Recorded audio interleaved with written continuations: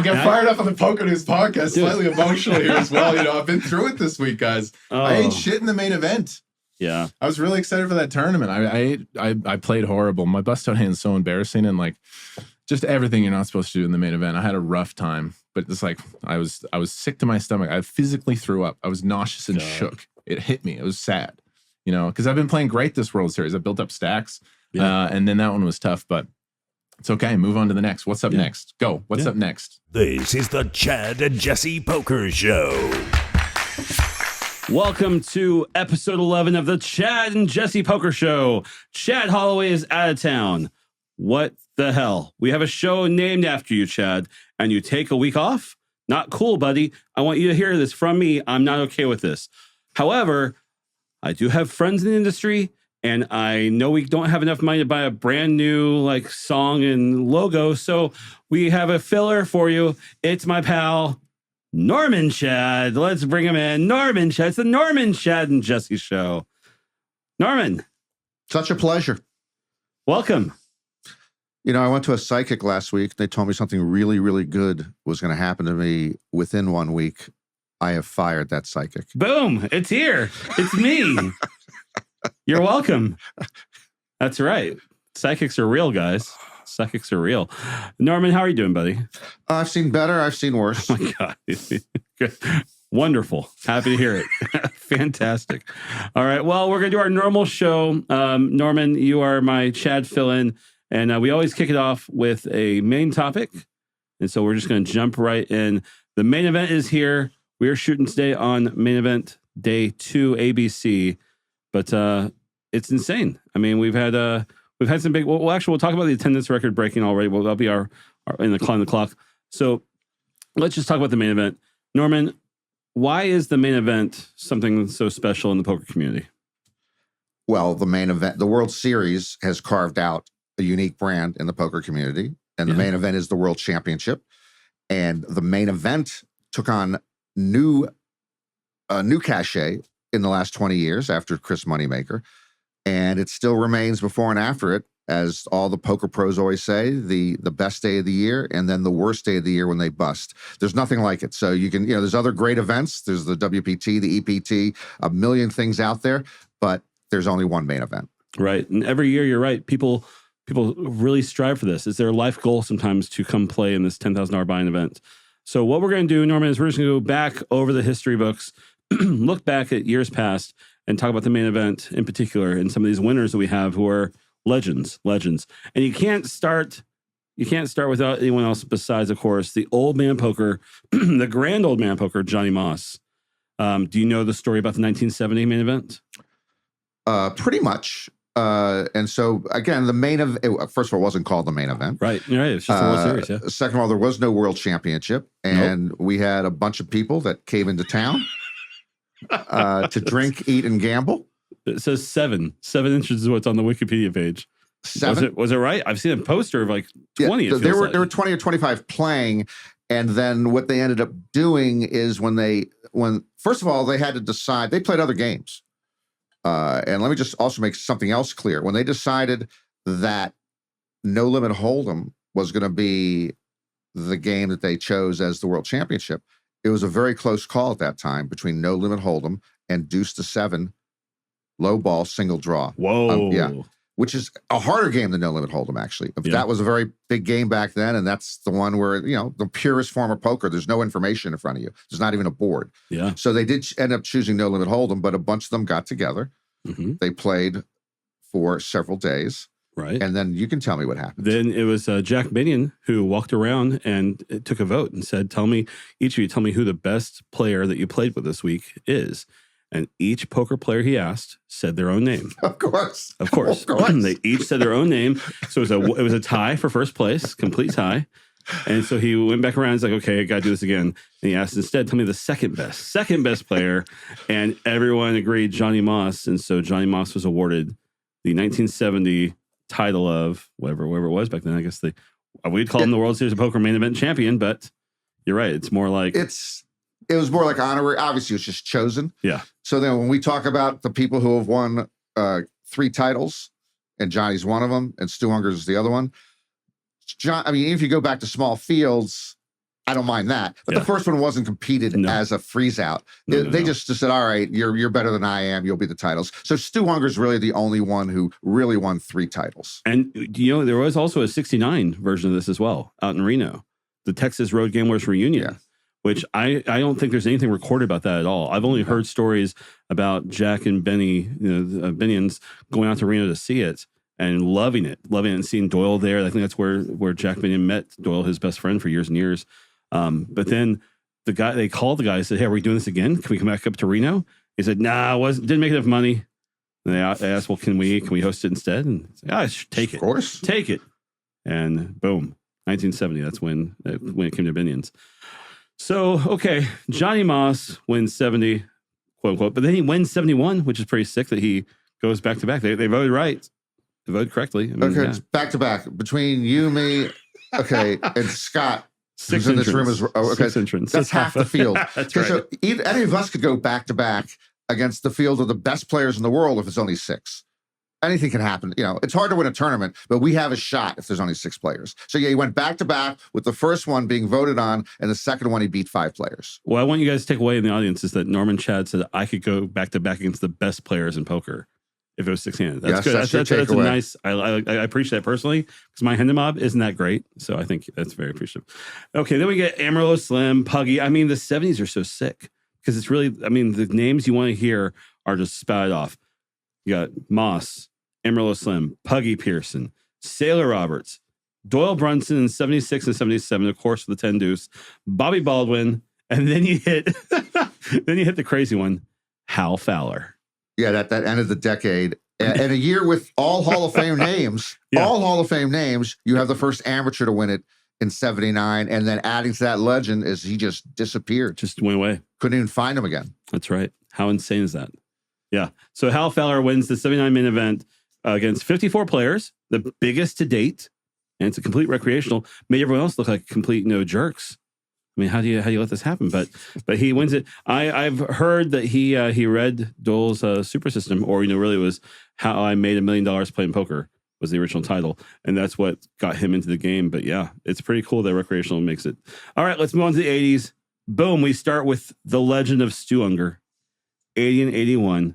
I mean, how sick is this that he makes it as such a young guy with a crazy history, and he beats Doyle heads up. Yeah, and he was the best. I mean, you talk to Doyle, you talk to Mike Sexton, the late Mike Sexton, and they will tell you that nobody was better at this one discipline, which was tournament no limit hold'em. Fearless, incredible knack for an instinct for what the other players had, and of course he had first been an incredible gin rummy player as a teenager, better at gin than he is at poker. But at that one area, because everything else that Stewie did, and he was plagued with a lot of demons and drug problems, he lost money in gambling, everything else. But in tournament no limit hold'em, he was just the fiercest person that ever played. It's sad that I came into poker thanks to partially because of you and like the 2008 Moneymaker boom and what you helped to build. I mean, but isn't it sad that we both got into poker after Stu? I mean, were you playing much before 2003? No, I mean, I never walked into a card room until 1999. So I played social poker and home poker. But yeah, sure. Stu Unger, is just a remarkable character that you want to know more about and you want to see him play. No kidding. And there's so little of being able to see him play. Of course, there's been a book and a movie now about him. And his daughter Stephanie is trying to rekindle the legacy to tell us more about Stewie. But yeah, just obviously one of the most fascinating characters in the history of the game. Yeah, the book by Nolan Dalla, if you haven't read it, must read. Must read. If you love poker, you're watching the show, you must like poker a little bit. Please. Good Lord, so good. All right, from Stewie, we get Jack Strauss, Treetop Strauss, who I've grown to love the legend. Okay, yeah, chipped in chair, that's cool. But the story I heard from Jack Binion about him, I'm sure I've told you, right? About where he okay, check this shit out. Jack Strauss is owing money to somebody who's like, I want the money now. And he was such a legendary gambler that all his money was out on sports bets. And so he calls the guy guy's like, yeah, meet me in front of Binion's horseshoe at this time and I'll have the money for you. He has nothing. So he calls another friend and says, meet me 1 minute before that and rob me. Rob me on the street where he can see it. So that way, and so it all rolls out. Guy pulls up, Jack gives him the sign. Guy's walking towards him from across Fremont, sees him, waves, and then Strauss just gets beat up on the street, and the guy runs away. And then Strauss calls him and says, I'm so sorry. I had your money, but he's like, oh, don't worry about it. No. I'll get you next week. I saw the whole thing. I understand. What a legend. Guy who's that's pretty good. Guy was 2 or 3 steps ahead. I mean, my God. Another person we lost too soon because I wish we could see and hear more Strauss stories. Speaking of losing him too soon, another legendary Jack Strauss thing is that he had always said that he wanted to die at the poker table and he wanted to die when he was losing because he said you can't take it with you. Unfortunately, Jack ended up having a heart attack playing poker. Whoa. Died that night and he was losing. I mean, he called his own shot. It was like a self-fulfilling prophecy. Was it Strauss who was at Horseshoe? I've heard this story before too, where someone called the Horseshoe from jail. And Strauss answers that, you think you're running bad? You should see us here or something. Yeah, that might be apocryphal. Yeah, because I mean that has turned into a joke where people tell that the guy calls in the jail. I'm on death row. I've lost my last appeal to the governor. I'm dying on Friday. And the poker plays. Well, I'm running so bad here. I've had pocket kings, crushed twice the last hour. So I don't. There might be some truth about Jack in that, but I don't know. Yeah. No, there you go. All right. So from Strauss, you get Tom McAvoy, legend, of course, Jack Killer, Bill Smith, who's up for running for the Hall of Fame. I've loved the Bill Smith stories I've heard this year too. Barry Johnson in the 80s, Johnny Chan the man. My God, 878. And we end again with another big name. Not Hal Fowler. It's Hellmuth, 89. What would the world be like without Hellmuth if he had finished in like 4th or 5th? I've always wanted, even if Johnny beat him heads up. I mean, Johnny went for a 3-peat. Again, against smaller fields. We're talking fields of 150, 160, 170 in those years. But if Johnny beats Phil Hellmuth, then maybe we don't know the poker brat as we do today. He disagrees. I understand why he should disagree. We've seen the career that Phil has had. But what an incredible decade, which, it begins with Stewie Younger and it ends with Johnny Chan and Phil Hellmuth. Yeah, incredible. The 90s, I feel like, are a little different. You got Mansour Matloubi, Brad Daugherty, Hamid Desmalchi, Jim Bechtel. At this point, we can just cut this part. I'm just joking. We're not going to say the 94 winner. Okay. I just don't say his name. But before we go beyond the 94 winner, the names you just, and no disrespect to Matloubi, Daugherty, Desmalchi, and Bechtel. Yeah. But this is like the lost years for most people. They could not tell you who won those years. Yeah. It's almost like, in the history of Saturday Night Live, there were 2 or 3 years where the cast was, who was on that cast? You have no idea because they didn't make it big. Yeah. So in the World Series history from the first 20, 25 years, those are sort of the lost years. Most people not familiar with those people. And then the 94 discredited champion. The one story I do like about 94, it's the 25th anniversary. And of course, there was the silver anniversary, and that's when they decided that in addition to the cash prize, they would bring out pounds of silver and put a scale, and you'd stand on the scale.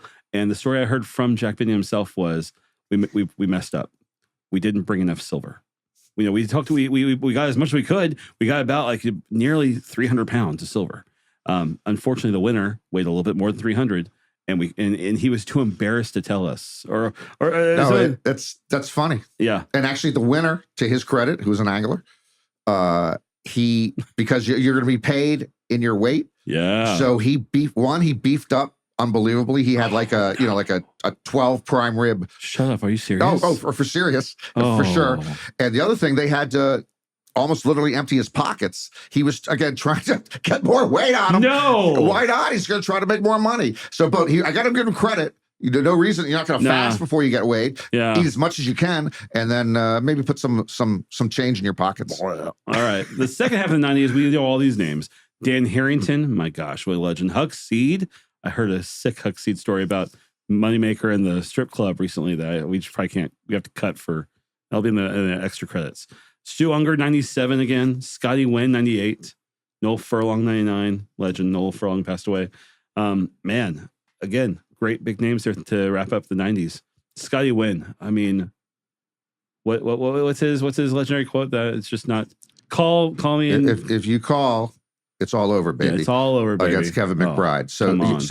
You have, again, the Stu Unger story, which is unfortunately its final act. That was the year that Billy Baxter, another Hall of Famer, ended up buying him in. Right. And then the next year, when he was going to try to buy him in, Stu was not capable of even making it to the post, and he passed away from a drug overdose several months later. Yeah. So that was the end of the Stu Unger story. We have the legend of Huckseed. Just the legend of Huckseed sounds cool. No Your kidding. name's Huckseed, you're gonna be legendary. Okay, or Huckleberry is his full name. Man, so crazy. All right, 2000, Chris Ferguson, Carlos Mortensen, Robert Varconi, and then boom. I mean, literally, boom. Boom. Chris Moneymaker. Holy shit.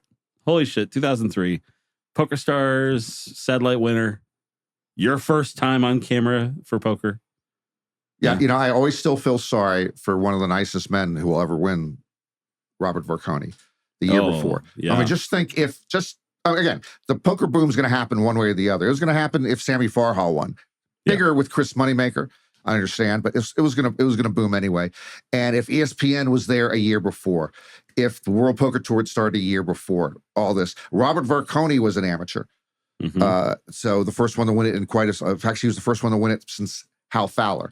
So it would be the Varconi effect, essentially, to some degree. And there was a small Varconi bump when he won, because that was shown on ESPN. That was the one where Hellmuth was going to shave his head if Varconi won. Oh, yeah. They had him shaving his head at the end. He hated the Queen 10 that Varconi kept winning with, which was one of the most famous poker hands until recent years. So Varconi could have been Chris Moneymaker. It went from 600 plus to 839 from the Varconi year to Moneymaker, which is a big. Yeah. But then it went from 839 to 2,500. I mean, and you're right, because before that, it was like little 100 jumps. I mean, from Noel Furlong to Ferguson, 99, 2000, just over 100. From Ferguson to Martinson, just over 100. Then only 20 from 01 to 02. Sorry, Carlos, but you didn't bring anybody into the game. Right. 613 to 631. But then you're right, it's a 200-person jump. I mean, that's massive. Yes, it's more than 30%, which is just a massive jump. So more people came in, they saw it on ESPN, they saw an amateur one, and that was a big deal, but obviously not nearly as what happened the year later and subsequently. Right. Moneymaker, Raymer, Hashem, the biggest 3 years, I think, for poker, because that's when it just goes, I mean, it's just stellar. Okay, 839 to 2,576 for Greg Raymer. Hashem's year is 5,619.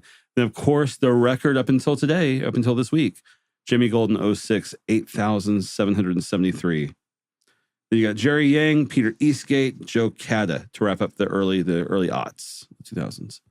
Man, and Joe Cada, man, what a fucking legend too. I mean, he just keeps making bracelet wins. Yeah, so since in this poker boom era, Cada is the most successful main event winner in terms of other bracelets. He's won three other bracelets since, and he's proven again he was not as good of a player then as he is now. He got lucky in some key spots. He again had to take the brunt of the poker community, as Chris Moneymaker did. Was, oh my God, you don't know how to play. Okay, thank you very much. Why don't we celebrate what happened here instead of, oh, you don't know how to play? So Cat has gotten better as a player, and he's proven himself how good he is with the career he has had since he won in 09. Yep. All right, looking at 2011, going forward, Hines, Merson 2012, Ryan Reese, Martin Jacobson, Joe McKeon 2015. For me personally, 2012 was one of my favorite years. Was that the first November 9? When was the... It wasn't November 9. I don't know if that was the first. I can't remember if that was the first. T.S. Hines might have been. I can't remember, but Craig Merson was November 9. That was a great, a really long, incredibly long three-handed and heads up. Yeah. And heads up against Jesse Sylvia. Right. And it's actually my favorite year in terms of the winning of Greg Merson. I've said many, many times the emotion he showed after he won, what he had overcome in his own life to get there at that time. You could see it in his whole body and in his face. So it's just, that's always stayed with me. Just how emotional he was when he won the thing. Yeah, no kidding, man. So, I wanted to ask you, because you were there to see all the crazy stuff. I heard some stories from Lon early on in our podcast about like crazy nights where people would be knocking on the hotel room doors at like 3 or 4 in the morning with like call sheet information because it's like, it was different. Okay. This is like Watergate with Woodward and Bernstein and meeting Deep Throat in the garage and having somebody follow you home. But what Lon's talking about, it was the way that November 9 was done originally. Yeah. It was going to air on tape delay later that day on the final day. So they're putting together, it wasn't live, it was plausibly live, but they're putting together a 2-hour broadcast in a process in which when we used to do the tape broadcasts of an hour, it would take them weeks and weeks to put that together. Right. So this was being crunched into an overnight thing where we even were sent home. We were sent home when there was 3 or 4 players left, so we can get sleep to start taping it the next day, recording it. It was going to air on ESPN that next night. And of course, this is before any type of mainstream coverage of the world of it. So nobody knew who won when Greg was going to be winning later that day on ESPN. So we were back in our hotel rooms. They were sending us then, shot sheets and scripts. Lon would have to, it was embarrassing for Lon because he'd always have a chambermaid at that hour in his room. So he'd have to put the chambermaid back into the closet. The producer would come in and hand him the stuff. And so we'd be working on it then, and then we'd be, on very little sleep. We would be taping it the next morning. But what the producers did, 441 Productions, was incredible to essentially put together this 1 and 2 hour broadcast on the fly, in a process that they normally took several weeks, if not a few months to do. Just wild. Just wild. All right. So from there, you got Key Win with his insane hat. Scott Bloomstein, John Sin, Hussein Ensign 2019. I mean, again, it's, these are weird years for me. I would say it's, again, and no offense to when I talked about Matt Luby and Brett Doherty, but this is the second group of what I believe will be the lost years in another generation, where people will go, who won in, Quee wins. People aren't going to remember Quee winning with the insane hat. He's a Baccarat player. Scott Blumstein, Johnson, and San, I just think are not going to be etched in people's memories. It's again going to be like that Saturday Night Live cast of who was in it those years. I believe that's very similar to that 90s group we talked about. For sure. Last year, I sent one of my guys, Jack Bicker, who is on our media team, out to interview John Sin in front of his poster and act like he didn't know who he was.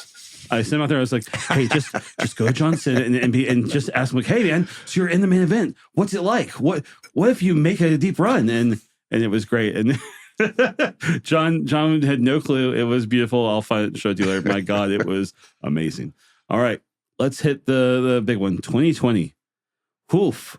What a crazy year. It's the COVID year. It's the hybrid year. It's so weird. So that's almost like it feels like a champion with an asterisk, but I would put asterisks then on 76, 77, whatever. But it's just a weird year. Because it was just on a smaller field then. Obviously, we're used to thousands and thousands and thousands, and the total field there is 1,000, 1,500. I mean, because it was weird. It was online. Weird. Right. It was online for the global, on GG, right, for one side. And then you had the WSOP.com side for the States. And they both went down to a final table. Then each final table was flown to Las Vegas, to the Rio. I was one of like 3 people in the media who were there. I had to do a COVID test. I did one with Maury. Like, I remember I was there early, and it was just me and him doing a COVID test sitting next to each other. Like, this is weird. This is a freaking weird day. And I mean, there was no rail, of course, obviously. Didn't we lose a player to the COVID test? Wasn't there a final tableist who did not get to play? Yes. Who just got 9th place money or something? Yes, I can see his face. I can't remember his name. I can't remember his name. But there was, and it was pretty insane. It was, we did lose one in 9th. And actually, it's what's the other guy's name? Oh man, I'm so bad right now. There's a guy who had the lowest chip stack who finished one step up, and he gave it all away, right? He donated everything.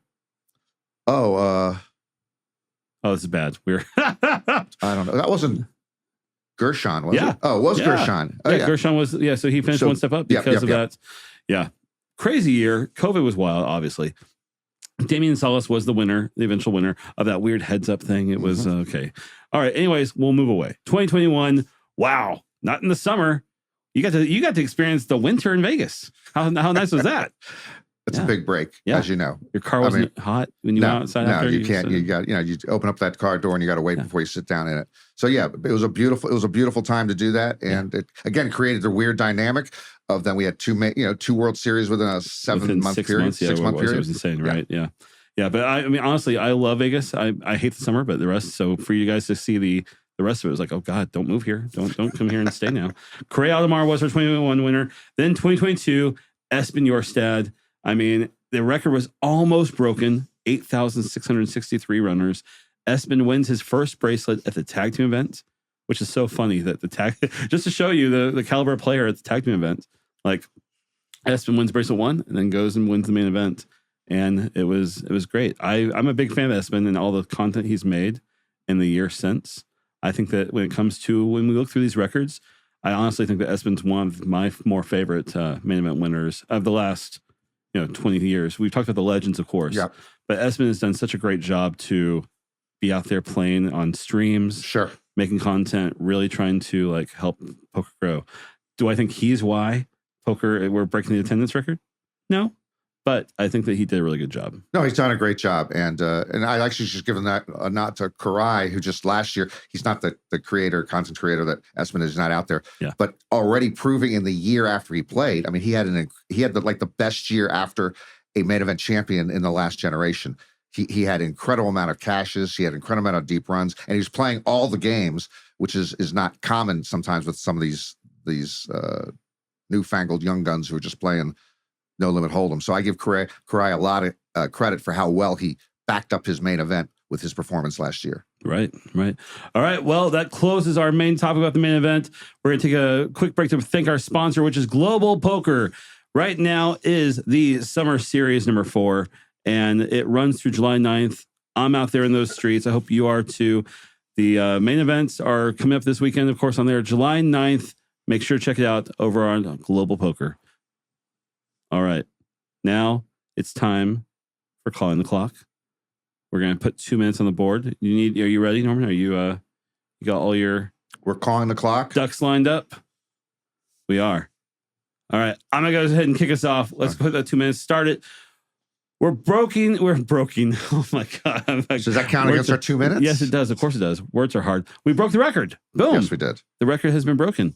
I mean, I don't think anyone's surprised. No, but just think about where we had to come from. I mean, because when we had the Jamie Gold year, because of losing online, that went from 8,700 to 6,300 in 1 year. That was a 28% drop. We've had to build again without online being legal throughout the U.S. And frankly, if that thing hadn't happened after Jamie Gold won, we would have been beyond 10,000 within a couple of years. We probably would be up to 15,000 by now. So this was inevitable. Right. So it was a field of 8,773 we had to beat. And now I think we're going to hit 10,000. We'll certainly hit 9,500, which is great. Yeah. I'd like to wait for 10,000 for another year. But if we do it this year, that would be great. Yeah. No, you're right. I mean, it would be because once we pass 10K, it's like, where do we go from here? And how? We just got to this new place. Are we already too big for it? I mean, that would be stupid. Actually, they're going to have to find another ballroom, and they will be fun. They have outgrown this new space already. They're going to be finding another space, like a third big ballroom to use next year. Are you serious? Yes, they will. Whoa! Yeah, it'll be within the Horseshoe or Paris, but yeah, they've outgrown their space already. But they do have space elsewhere here. Okay, well, I didn't know about that. That's awesome. Yeah, I mean, it's great to see. It's great to see not only the numbers grow, but all the satellites, all the ways that people got in. Like I know, obviously, WSOP did a big deal at their Caesars properties all across the country with, I think it was like a big May giveaway. The GG brought, I think, nearly 1,000 players, almost something crazy like that.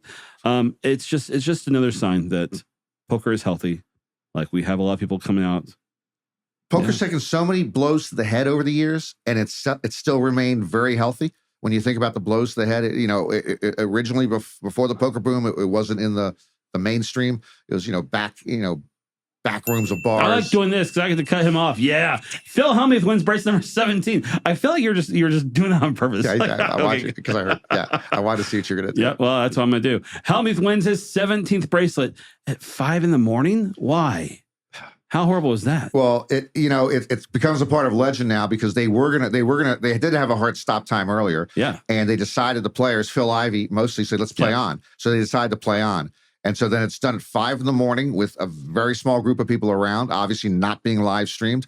Some people capturing it on cell phones. Right. And number 17, it's in a turbo. We hear everything. Phil can't do this. Phil can't do that. Well, a turbo is not really Phil's style. No. So he wins in a turbo. So it's just hats off to the poker brat again. Yeah.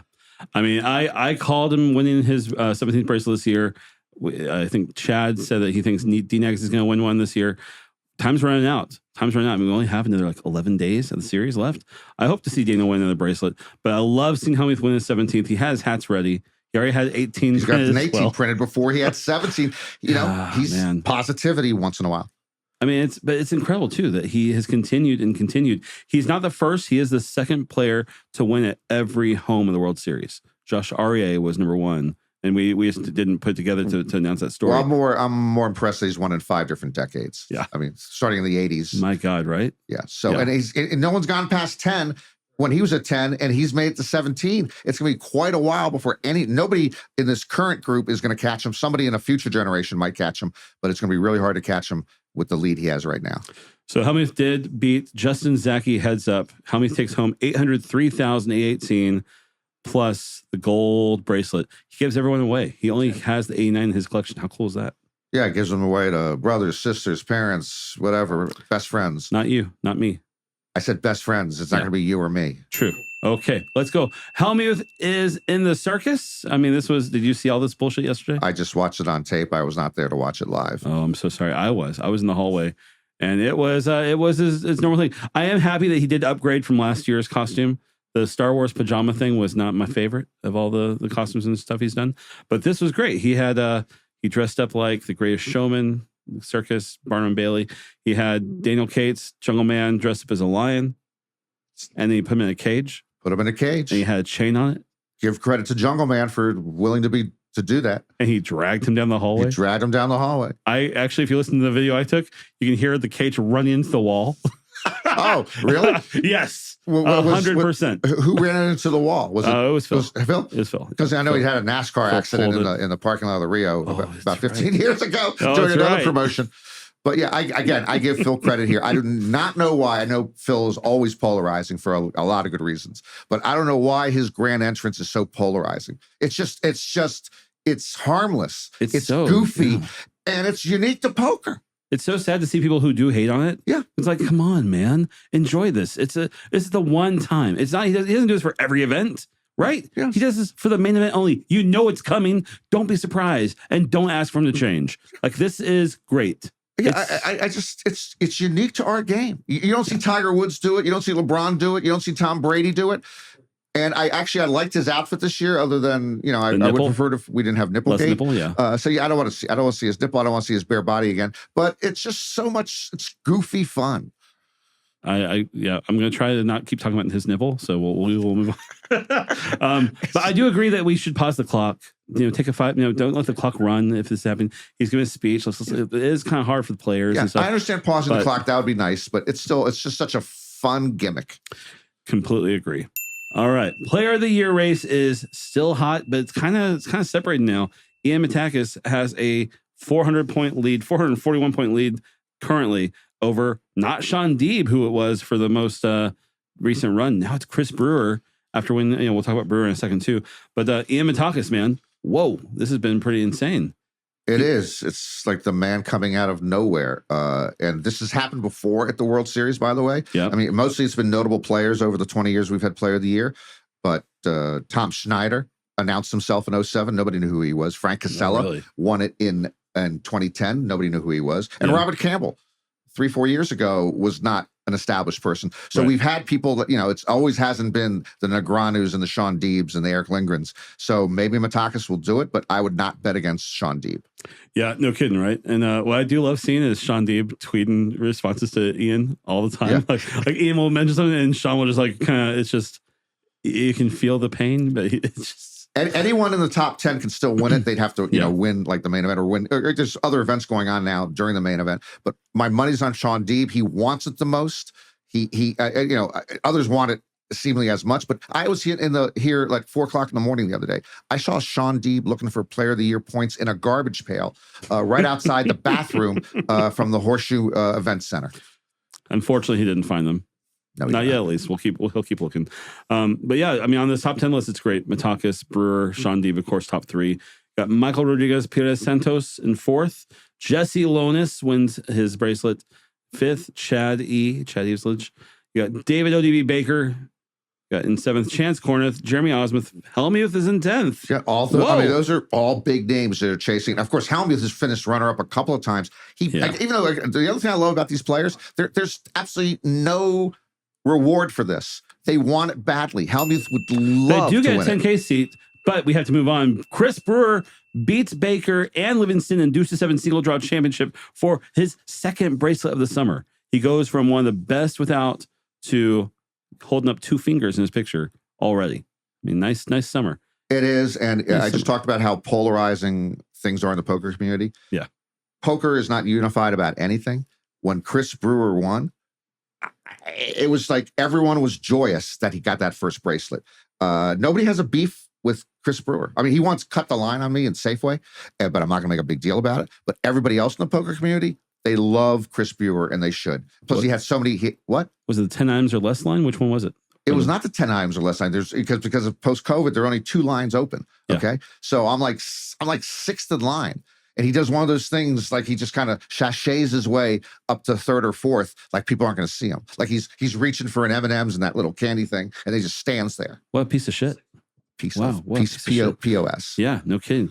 Chris Brewer takes down his second bracelet, beating Alex Livingston heads up, ODB, David Baker in third. Brewer takes $367,599. I mean, why not go for 3? I was looking up his numbers. Why not go for 3? Since December 2020. And he's had a lot of wins, and people know he's had some really tough beats in really high voltage situations. But since 2020, 35 6-figure scores. Since December 2020, that's like a 2.5-year period. He's had 22 second and third place finishes since December 2020. Well, I mean, how many combined second or third place finishes will we have in our lifetime? What's the over-under on that? I prefer not to comment on that. I prefer just leave it. So, congratulations, Chris Brewer. No kidding, man. No kidding. Good job. We'll just go ahead and continue on to the next one. All right. The article is titled "Agony of Defeat. Poker player runs kings into aces twice versus the same opponent to bust the main event on day 1A." Oh, the photo is insane of the guy in the against the wall. His girlfriend or some lady friend was just kind of looking away, and he's just. That photo was almost like Pulitzer Prize winning to me. Yeah, you just feel all the emotion right there, sitting on the floor, hand in hand, head in hand. Yeah, head in hand. That might win an award come next year. It might win a GPI award. That photo is so. I love that photo, and it shows you the pain. But kings against aces, not once but twice, and twice against the same person. Same player. Let me tell you the equivalent of that in life. Please. Okay. Being married and your wife leaves you for another guy, and then being married again and your wife leaves you for the same guy. That is what happened that day. Kings versus aces, twice against the same person. Yeah. Yeah. I mean, just brutal. It's just brutal. I mean, day 1A is a day where, I mean, I feel like it's more locals who play because, who wants to pay for a hotel for so many days and stay? It's a smaller field, obviously, but it was Aiden, the one who hails from Israel, not a local. Yeah, not a local. Who was that player to run so freaking horribly. I hope I would quit poker if it guaranteed I would never run that bad in life or whatever. Like, just stay away. Well, we talked about earlier the main event when you bust out's the worst day of the year. He came halfway around the world. I always think it's tougher for people from around the world to come play here. Obviously, they got to come a long way. English is not their first language necessarily. He came halfway around the world to bust in that fashion. Yeah, I think with you, it'd take a long time to get over that. Yeah. Hey, congratulations to Ruben Correa, though, whose aces held. Not once, but twice. That's true. How often does that happen? I mean, that should be the story. Whoa, aces can hold against kings? Not once or twice, and same guy. Okay, move on. All right, another bad beat. Oof. This is bad. 2 players bust on the very first hand of day 1D. Okay, this should never happen. No kidding. Okay. Oh, now I remember because we had it. We had it on ESPN. How many years ago that Oliver Hudson? I don't remember. Busted to Sammy Farha. Oh yeah. On the very first hand, it was like aces full to tens full. $10,000 gone in 30 seconds. It should never happen. Yeah, no kidding. We've got some clips. We'll throw in one here for you to watch, but you know what's going to happen. We'll play it right here real quick. I can even argue, and if you look at the guys like Hellmuth and Matusow who have a strategy on day one, and Hellmuth for years say, I'll never put more than half or 2/3 of my stack at risk on day one. There's no reason to. But you should never be in that situation on day one. I can even make an argument that you should not even, obviously the only situation where it's going to happen is if you're in pocket aces pre-flop for all your chips. But even then, against any other pocket pair, you're knocked out 1 out of 5 times. Those day one chips, you just want to survive. So it just shouldn't happen. It's got to feel nice, though, waking up firsthand, looking at pocket kings, thinking, oh, mama, here we go. Seeing a 3-bet, a 4-bet, whatever it is, and be like, okay, you know what? I'm going to tell you what's happening here. All in.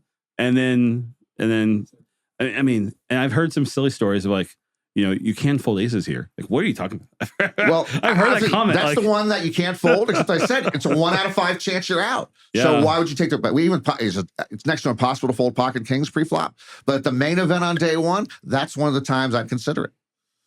It's just so brutal, and the fact that it happened to 2 players too. I heard about the first one, and it was just this is just insane. Yep. Speaking of insane, I'm blown away by this one right here. Nicholas Rigby bags the overall lead for day 1D. The dirty diaper is back. I mean, you were on the microphone with all this bullshit with dirty diaper, right? Yeah, it was so enjoyable. Yeah, it was. Again, you got a guy coming out of nowhere. Yeah, playing. In Pittsburgh, they got the diaper and the dirty diaper, the tray deuce, and then the suited tray deuce. Yeah, is the dirty diaper. It's the full diaper, right? The full. It's the dirty diaper or is it the diaper? No, it's the diaper and the dirty diaper. Oh, I thought, okay. And then he has that great run. We saw, he had a great bluff with the tray deuce at a key part of the tournament. He goes deep, and now he's back again with it, and he's the chip leader. I mean, massive chip leader. And he's made a famous, we've had a bunch of hands over the years now that have been famous. Most of them are from the World Series. The original 10 deuce, the Doyle Brunson. Farconi with the Queen 10, which helped him win his title. More recently, we had the Jack 4, which has nothing to do with the World Series, but that's the Robbie. Yep. And now the Tray Deuce. It's just so much fun to have another hand, which you can put a tag on and maybe you play in your home game or your casino. My goodness. I mean, do you know by chance like what the big blind count is if you start with 60K? I don't know offhand for if you start day 2. Oh, it's 60K? Yeah. It's probably about like... It's still a healthy amount. Yeah, I don't know if I forget. I should know. I'm sorry, I mean, put you on the spot. I don't either. But I'll tell you, Nick Rigby has 511 big blinds. That's a lot of big blinds. Yeah, 511. So hopefully, PokerGo, if you're listening, put him on the feature table. I want to see some deuce tray. I want to see if the law of average comes back his direction. It will, because one of the problems with having 500 big blinds, the way you accumulate them is the way you lose them. Yeah. So that's going to happen. Other big names who made big chip counts. Brittany Stout finishes second for 469 bigs. Big Hooney 402. It's great. It's huge. Day 2 ABC has already started, and that's our calling the clock. So now we'll just go ahead and bring in our special guest. Let's go to it. It's time. Let's bring in our special guest. You know him as the winner of Big Brother Season 5 in Canada. He's a GG ambassador. Let's bring in Kevin Martin. Hey, welcome. Welcome, buddy. Dude, great to be here. Great to be on the show. Dude, please don't touch me. Good to see you, dude. There's not much option in this studio. We're shoulder to shoulder here, loving here. It's going to be a great show. It should be a wild time. Hey, this is Norman Chad. Hey, I'm very familiar. I'm very familiar with Norman Chad's work. I remember being, 14 years old, watching some WSOP main event coverage, and Norman was there. You're walking through the snow in Canada to make sure you could watch the coverage. Everyone talks about from the igloo. Big Brother Canada 5. Why don't they talk about Big Brother Canada 3? I didn't win that one. You know what I mean? I got bounced in that one. Why didn't you win that one? Yeah. Because the actual truth is my now wife was on the show, and we just fell in love and got obsessed with each other. That's where you met your wife? Yeah, on the show. She was a contestant. We were both contestants, and now we're, 8 years later hanging out, living life. So it worked out nicely. Yeah. Dude, that's the scoop. One season, I met the wife. The other season, I got the cash, man. That's the double scoop. You can never go on. How do you win more than that, man? That's unbelievable. What a story. You're done. No more reality TV, period. There's tons of shows going on in the world. We'll never know. We'll never know. That's right. All right. So, Kevin, let's dig deep into your history books. We're going all the way back, Norman, to 2014. That blows my mind. 9 years ago. 2014 was 9 years ago. It's 2023 now. Kevin, I mean, you only started playing poker 9 years ago? 9 years ago. Really? So what? Fell in love, went for it, chased the dream. Ooh, how? Yeah. Why? I'll give you guys the fast cookie cutter version, but the story is I was looking to get inspired in some industry. I was a radio announcer, 5K cash. I started chasing the poker dream and winning. And I've been on this crazy journey of working at my game, moving up stakes. And the content side has been massive as well. But I'm just like, bro, I'm so happy, man. I'm out there living dreams. You know what I mean? Like, I'm on this crazy spit up story in the poker world. I'm trying to spit up some dough, make a future. No, you've had like almost 9 years of run good, it feels like. Dude, I've had some run good, but yeah, there's been lots of L's as well. But here we are today, you know. Just took a big L yesterday. I got bounced day one of the main. Kind of had a rough showing, punted, had a bad showing. It happens. You know, it's not all W's out here. There's some waves, but overall life is good, man. I'm here talking to you guys. The poker world's booming as well. It's out of control right now. Like, it is. People should be fired up. That's how I feel. We weren't going to bring up your main event exit. we talked about it beforehand. Norman said, let's really dig into it. I said, no, that's so rude. You know, I'll talk to you later. Okay. You left one industry, so you were in radio? Yeah, I was. That's one tough industry to go into another tough industry. Everyone in radio gets fired and has to move to a new city. Everyone in poker travels. What, you got tired of the radio or figured you didn't like the upside of it? The radio was grindy and it was media and it was cool, but there was no spin-up story there. I felt like the people that were doing well in the industry were doing very well, but I wanted an industry that didn't have a cap. I wanted the dream to be alive, and poker held that for me. So it didn't take long. I played one hand and 1-2 no limit, quickly fell in love, and within 3-4 weeks, was just playing full time. Addicted, 60 hours a week, grinding, making a small win rate. My goodness. Games were great in Canada. I could easily make about $25 an hour at the lowest limits. That's how I started my professional poker career. That was the first step, and now here we are. And there's been so many layers and adventures, and like streaming and video shows. And recently, I just started playing massive games, and like I've won $70K on Live at the Bike. Yeah, I ripped off $50K in No Gamble No Future. I went and dropped some big money that as well. Like, we're swinging out there, man. Dude, big numbers up and down. You are.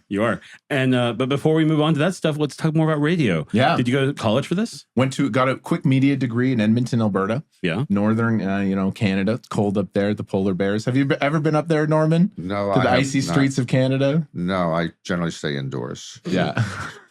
Terrible. Can you give us your best radio voice? Can you give us like a radio commercial type of thing? This is maybe you turn up the smoothness a little bit. You like draw out the lines a little longer.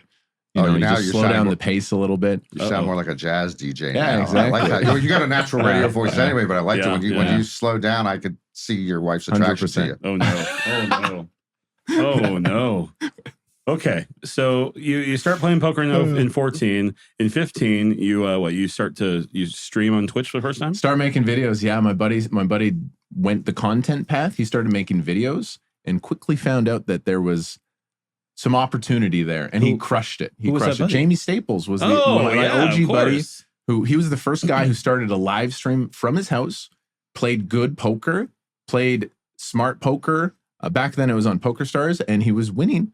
He was making about $40K a month, online MTTs, profit. No, not 40K a month, excuse me. He was making between 40 to 60K a year in poker consistently. Okay. Online poker. And he just started streaming, and his stream blew up. I thought he was wasting his time. I really did. And he was the first one to do it well. He got a good mic, a good camera, built a community, built an audience. And quickly I saw what he did, and I was like, I don't know what it is, but I have to do this as well. Like, he started crushing it so hard. That's wild. I always thought Jason Somerville was the first one, but you're right. Of course, it was Jimmy Staples. Jason's one of my good friends there, and they picked it up. They were the first guys back in 2014 that started streaming, and I was quickly after 6 months later. I was like, these guys I saw what they were doing, and I was like, I could do that for sure. Yeah, man. So much fun. And then, I mean, I used to work around with Jason, obviously. That's how I first met you, Kevin. And I remember I used to do edits of your stuff, and dude, we worked together. We've made content, and I'm really happy for you now that like we've done some good stuff before, and we were always kind of close and talking to each other, working together. And you're killing it on this show, man. It's really special stuff. Like, this one's popped off, and I see it everywhere. And it's like, the sky's unlimited for you guys right now. This is amazing. That's good. You see, and Chad's out of town right now. That's why we got to upgrade to Norman Chad. Yeah. It's down to Norman Chad. I mean, you're right, Kevin, he really is popping it off, but this is more like a career crossroads for me. See, one man's going up and one man's going down, and this is what happens. Dude, how are you going down, dude? You're still booked here talking poker. You're on the steady. You're steady Eddie forever. He's comparing me to Lon and saying I'm so much worse. Yeah, this is it's like a roller coaster dip for him. He's hit the top, and it's all the way down the bottom. And then we'll bring you up with, we'll get Laura later. That's way better than me. Norman, you're doing all the deep main event coverage this year, I assume? Yes, I'll be doing the deep whatever the live coverage in the last several days, and then the tape broadcasts on CBS Sports Network afterwards. Yeah. Boom. I gotta fire some questions your way. Oh, here we go. I'm just curious because I got into poker in 2014. I never experienced that OG moneymaker boom, but I've heard stories, and there was some of my favorite stories, you know, and I think it's appropriate because I personally feel a new energy in the poker industry the last year and a half. And I called it, the tingles were starting about 2 years ago, is like the combination of COVID, a lot of people tried poker during COVID. That's massive. And this massive wave of content. There's so many smart people in the industry now that are putting together stories and content that is moving people. It's getting lots of views. There are kids out there making a living at this skill gambling game. And people are realizing that and like, come try it out. You know, this next couple of years, don't degen your money away. But if you're a smart, passionate individual who wants to study some strategy, you can learn the fundamentals, and there are ways to make money. You know? Actually, you're right about that poker boom with the moneymaker started and the TV boom. You know, that was a combination of poker being on ESPN and the World Poker Tour the first time, the whole card cam, and online poker, which then we lost. The second boom that you're talking about, the streamers and the vloggers are almost the equivalent of the mainstream TV before. Yeah. They're bringing many people into the game. And so that is, I think, just the foundation of what you're talking about, that you feel all this energy, that we're having more and more people enter the poker industry and then entering live poker rooms because of watching what you all do. And it's great too, because you got people like, you know, Botez, Magnus, who are reaching different audiences. I mean, Mr. Beast doing the stuff. You know, I mean, come on, it's just amazing to see these guys who have big audiences coming in too and just opening up doors. But I mean, how do we keep this going? How do we keep it going? And the next wave on top of that is people like the Botez. These people that have crushed it maybe an esport. You know how many esports guys are out there? Oh, yeah. With massive followings. These guys are sharp. They are skilled. And in esports, maybe your career tailors off after 24, 25. Like, those kids are young. Those StarCraft guys, the clicks per minute or whatever, the peak in esports is about 20 to 25, 26. To be honest, after that, it's the numbers just show it. Like, there's not many 30-year-old plus esports guys. Anyway, these guys have massive followings. Come try poker. If you're a good video game player, you could learn some things about poker, work on it, and you could do really well. And it's fun, and like, try it, show it to your audience and stuff. Like, you know, people love to gamble, but why not try to gamble in the skilled environment where people are going to win? And you know what I mean? Like, God love roulette, have a few spins at the dice or whatever, but you're not going to walk away a winner. Poker, there's a chance you could walk away a winner. Norman. It's like romantic. I love the game, Norman. You know what I mean? I can feel the energy from you. Dude, yeah. Bro, I love that I found this. I love it so much. Norman, what's your click per minute rate when it comes to esports? Okay, first of all, I still type with 2 fingers. So imagine what my click per minute rate is, all right? Pretty decent. You should take a chance at it. We should, absolutely. Great. Okay, so Kevin, you had your biggest cash, what was it, the Colossus? Third place, 200K? 207,000 USD, Mama. Mama. That was a nice crack. I mean, come on. What did it feel like? You know, what was your biggest cash? Just everything, man. Before that, you know, you played some big ones, live. In lots of nice wins in Canada. 45K, 60K. Yeah. You know, I've had some really good live poker results in Canada. I've banged off some tournaments, 30K, 50K. I'd never had a 6-figure score. That Colossus was the first one. Just banging off. I didn't expect it. I had 11 big blinds to start day 2. Online Colossus. 1,600 players left or something, but you just get flowing. You get in a state where you're making good decisions, you're investing your money sharp, and then the luck just has to be on your side, of course. But if you're making those good decisions and you're flowing and the cards are coming, you can just go on this crazy tournament run. That was one of those runs, and every single hand was captured on camera because I live stream everything. Right. Almost every hand I've ever played or anything I've done in poker has been on camera. I make it into like so intentional like that, you know? Yeah, it's great, man. Just trying to show people. When I see you on camera, I mean, you are naturally likable. Oh, thank you. One, I don't know if you get tired of being naturally likable because it's kind of wears me out.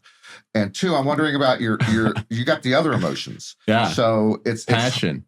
But it's hard not to let the bad times come out. 100%. So how do you let the bad times come out? Naturally, or do you bottle them up sometimes? You got to let it out.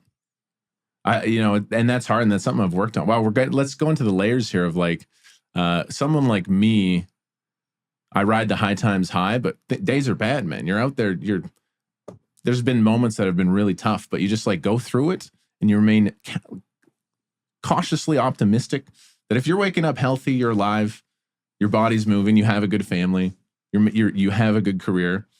Take it in every day. You're going to be fine. You're going to be fine. And you work on yourself every day, and you go through those hard times, and then you come out the other side. Now you're ready to, you're ready to do some stuff. You go through some shit, you come out stronger, and now you're ready to like, I'm there. Let's go. You can tell, man. I was looking at your biography, which I already knew, but I just wanted to see. I'm getting fired up on the PokerNews podcast, slightly emotional here as well. I've been through it this week, guys. I ate shit in the main event.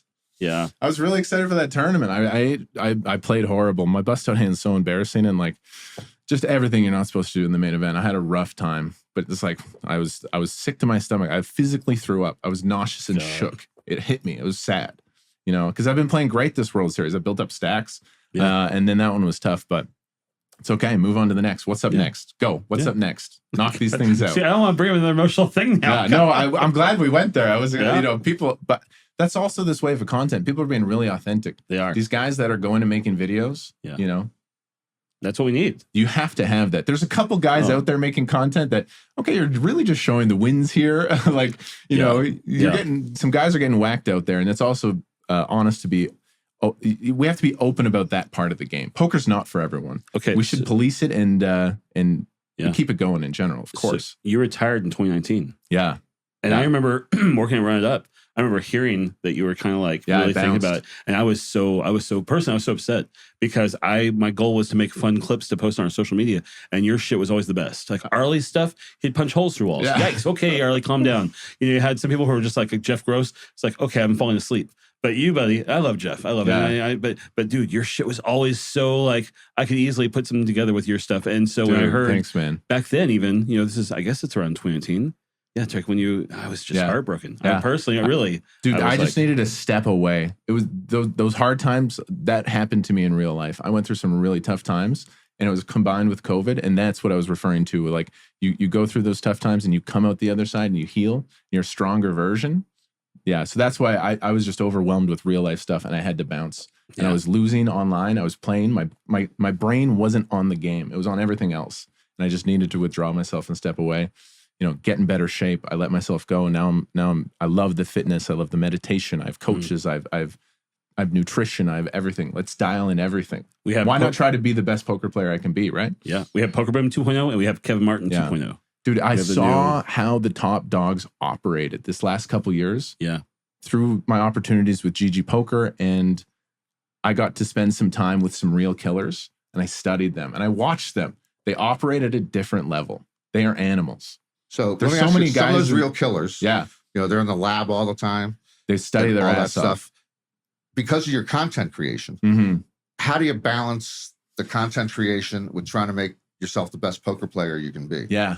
Dude, it's a handicap. It is a handicap. Mm-hmm. I'm happy with where I've gotten with No Limit Hold'em for sure. I feel nasty out there. I feel good with the things I'm doing, but it is tough for us to compete at the highest level. Those guys are focused on poker 100%. I work with very talented people right now. I have 6 full-time people that I pay to help me run my operation. We're upscaling to consistently make the best content in the industry. That's our dream. And that of course has taken my entire mental focus. I haven't studied as much lately. I'm a big sim guy. I love poker theory. I love looking at graphs and data, and I haven't been able to do that as much, but hopefully in the future I can peak in poker and see what I'm capable of. He said he has 6 full-time people staff. Yeah. Working for him. Right semi part-time, but people that I'm willing to pay a decent amount of money to make the best content for me. I have a friend of mine who calls me in the morning to wake me up. That's it. Wow. He's paying 6 people, some of them part-time. Yes. Are you looking for another job? Is that you? No, I'm just saying it's a difference in operation. Oh, absolutely. Between you two? Man. Oh, way different. Yeah. Professional poker player. I'm co-host, guest star, falling off the roller coaster. Look at Kevin. Yeah. Okay. This is fun. This is fun. good. This is so wholesome, man. This is so good. Yeah. All right. So, Kevin, obviously, when it comes to content, you're an entertainer, and you've got to be. When it comes to the poker community, people like Hellmuth or Dan Cates, who I know you're close with too. Yeah. I mean, is there anyone that you look up to as like someone who pulls it off really well? Like that? Yeah, dude, the people that I'm just like blown away. I'm going to rattle off 3 names that just always pop to my mind. Yeah. D-Negs is a killer. Oh yeah. What he's doing in the content street and competing at, his level of buy-ins, and he's moving these vlogs every day. I know what that takes. He's not, he has energy for days, but it must affect him. You know what I mean? And like, I just know how hard it is to make these videos. To always smile every day. There's another thing going on. If he was totally dialed into the game and submersed, I mean, he's obviously a top tier player no matter what. But so he's one guy that I just really respect for sure. Jason Kuhn is an absolute dog, and I've bro, my personality is similar to him. He's an intense dude, but he's there to slaughter. And he's there. He knows his mission. He's focused. He works his ass off. There's guys that just do amazing things in the poker world that are studying all the time. They're working. They're running stuff. They're the smartest guys, and they have a huge edge. No Limit Hold'em's like a harsh skill game. Look at Chance Corneth. The man's up like how many million this year? You know what I mean? Oh yeah. He's probably run well, but he's destroying guys out there. He's mashing buttons in an elite way. So Kuhn's one of the guys, and then Somerville's another one in terms of like what he built with his community and the content. So those 3 guys are like, I always model myself after what those guys are doing. Basically, beautiful. Yeah, beautiful. Yeah, no, those are great. I love. I mean, absolutely. Jason Kuhn, Jason Somerville, D-Negs, good ones. Yeah. Well, speaking of Daniel and speaking of what you do, you guys, it's like your entire day is in the public eye.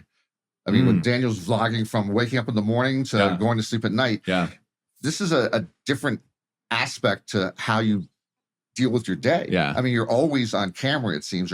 Dude, Norman, I did Big Brother. I was in a house where the cameras were on 24/7. My ass in the shower is out there. People have watched me on camera. That's a huge advantage. I've been on camera my entire adult life. So it's almost natural for you now. I just thought it might wear on you at some point. You just no longer care what people think. Like, this is me. A lot of people are going to not like it, but I got people that are going to like it, and they're going to buy into what I'm doing. So I focus on those people. And, there's so much negativity. And as a content creator, you get a lot of love and hate. Just don't focus on either of it. You know what I mean? Just dial in. All right, Kevin. Well, the main event is over for you, unfortunately. But tomorrow's a new day. Ready to go. There's poker tournaments coming up. There's videos to shoot. There's all sorts of. I think I'm going to run some heads-up matches. What's this Tropicana stream going on with Berkey and Doug Polk? Yeah, maybe a shot there. Yeah, roll the dice. Try to put a number on those guys. They're good players. Yep. Yeah, not buying for tons of money, but like taking them out and try to spin it up on them. So Vegas is happening, man. The money's here. There's games here. There are, for sure. I have to ignore the main event coverage though. It's too painful, man. It's too painful to see like. Just, might have to mute it on Twitter. Yeah, just mute Norman. You'll be fine. You'll be fine. Okay, well, in that case, we're going to wrap this show up. Kevin, it's been such a blast to have you, buddy. Man. Thank you so much. Yeah. Make sure to like, follow, subscribe, follow Kevin Martin as well. And we will see you guys next time.